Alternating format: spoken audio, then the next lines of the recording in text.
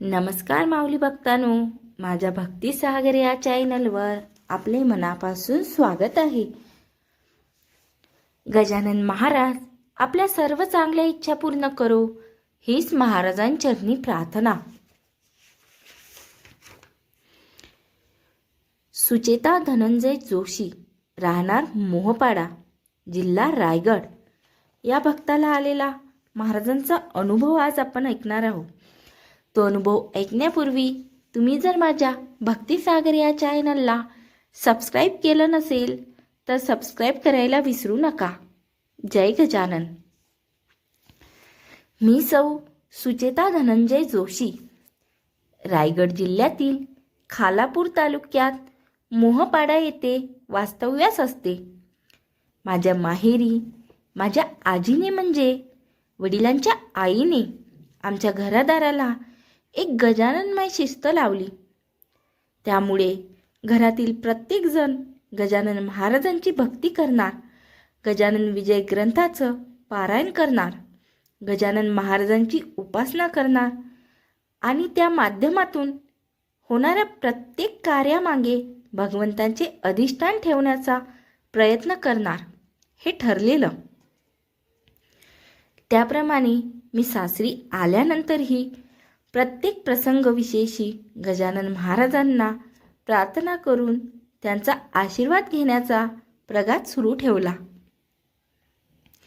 आपण भक्त जेव्हा महाराजांचा आशीर्वाद मागतो तेव्हा, महाराज माझी प्रार्थना तुम्ही ऐकता आहात ना, असा प्रश्न आपल्या मनात कुठेतरी डोकावतो.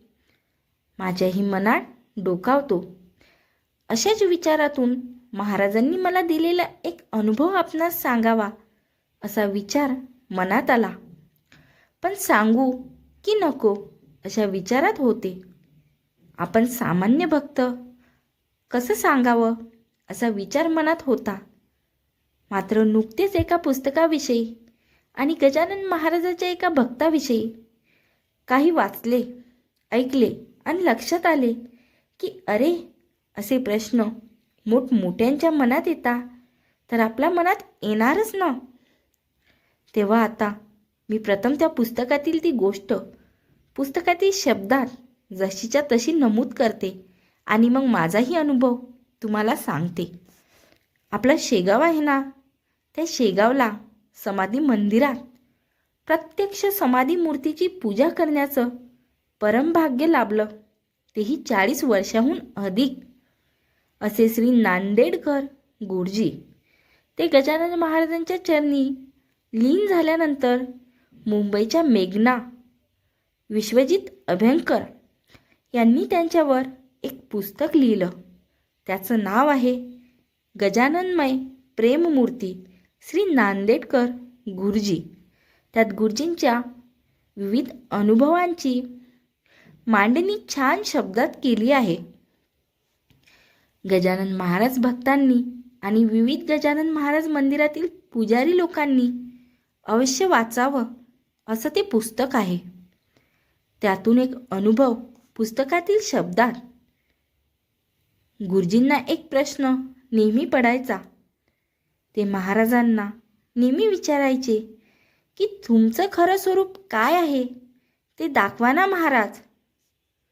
तुझं सगुण म्हणू की निर्गुण रे, अशी गुरुजींची मनस्थिती झाली होती.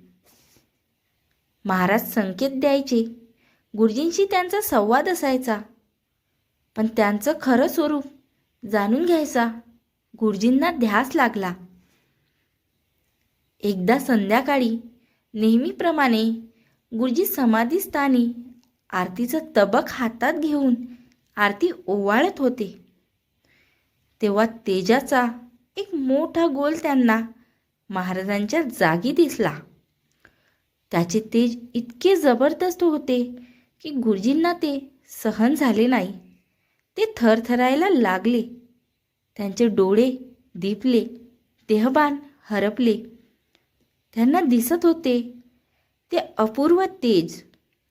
गुरुजी थोड्या वेळाने भानावर आले तर पंचाआरती हातात तशीच आणि कापूर इस्तच अंगावर पडला होता. पहिली आरती म्हटल्याचं त्यांना स्मरण होतं, परंतु नंतर काहीच आठवत नव्हतं. जवळच्या सहकार्याला विचारलं तर तो म्हणाला, सर्व नेहमीप्रमाणेच पार पडले. गुरुजी मात्र त्या तेजात हरवून गेले. आपण भक्त सामान्य, सौम्य, सात्विक रूपात महाराज समोर आले तर आपण ओळखू शकत नाही, आणि काही वेगळ्या रूपात दर्शन दिलं तर ते सहन करू शकणार नाही. मला आठवतं, इसवी सन 2008ची गोष्ट.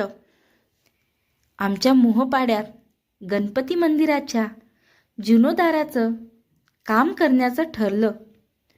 माझे मिस्टर तिथे एक ट्रस्टी म्हणून कार्यरत असल्याने आम्हाला त्या कामात विशेष रुची होती. मिस्टर गणपती भक्त अगदी धावून मंदिरासाठी कार्य करण्यात सदैव तत्पर. दसरा होता. त्या दिवशी भूमिपूजन झालं. माझ्या सवयीप्रमाणे मी घरी गजानन महाराजांना हात जोडले आणि प्रार्थना केली की महाराज, गणपती मंदिराचे बांधकाम उत्तम पद्धतीने होऊ द्या. मी इथे घरीच त्यासाठी रोज एक अध्याय वाची. आमच्या घरी स्वयंपाकघर आणि देवघर एकत्र आहे, त्यामुळे आम्ही पारायण वेगळ्या खोलीत बसून करत असतो. तर मी त्या मंदिरासाठी संकल्पपूर्वक पारायण सुरू केलं. तिकडे बांधकामाला छान गती प्राप्त झाली. माझं अखंड वाचन सुरू होतं. एक दिवस माझ्या मनात प्रश्न आला की आपण गजानन विजय वाचतो तर आहे, पण ते महाराजांपर्यंत पोचत आहे का? महाराजांचं आपल्या वाचनाकडे लक्ष आहे की नाही?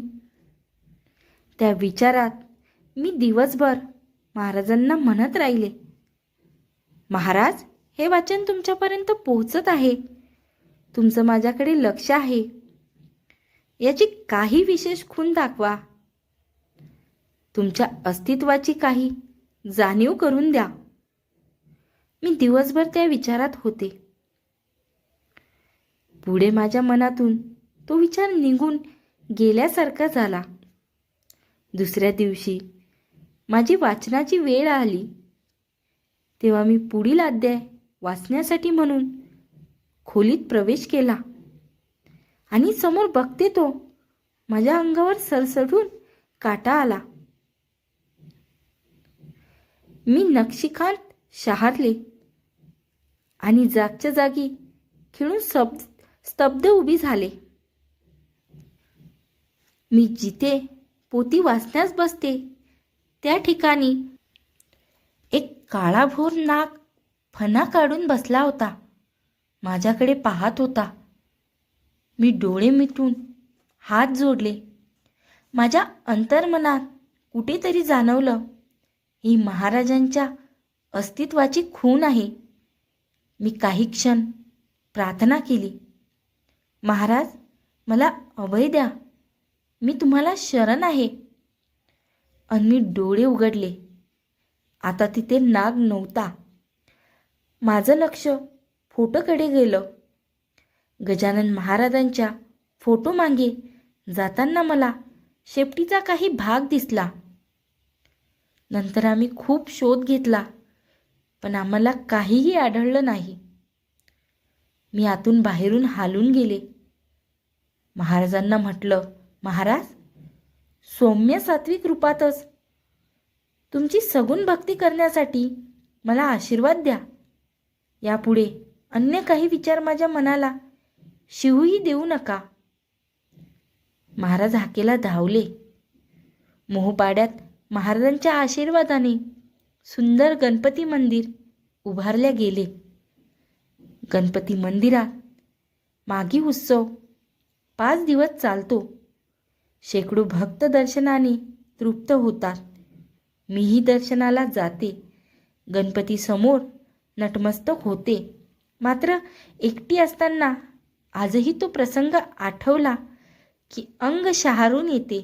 आणि महाराजांसाठी आपसुकच हात जोडले जाऊन ओठावर शब्द येता, श्री गजानन जय गजानन, श्री गजानन जय गजानन.